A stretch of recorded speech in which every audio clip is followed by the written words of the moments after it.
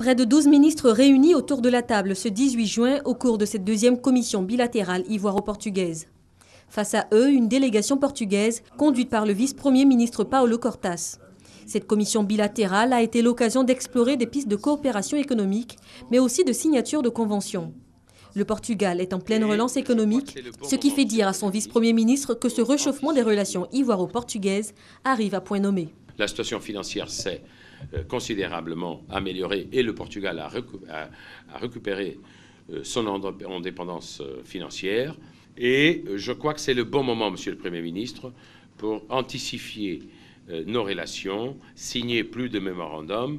Le Premier ministre Daniel Cablan-Duncan se réjouit de l'intérêt accordé à la Côte d'Ivoire et espère le retour de l'ambassade portugaise à Abidjan, ainsi qu'un accroissement des échanges commerciaux. En ce qui concerne la Côte d'Ivoire, nous souhaitons vraiment renforcer cette coopération et que Abidjan et la Côte d'Ivoire restent un point d'entrée important pour les entreprises, disons que portugaises en Afrique, et notamment en Afrique de l'Ouest. Après 3 accords signés en mars dernier à Lisbonne, une 4e convention liée à l'éducation a aussi fait l'objet de cette commission bilatérale. Nous souhaiterions bénéficier de la coopération des Portugais, surtout dans le domaine du numérique.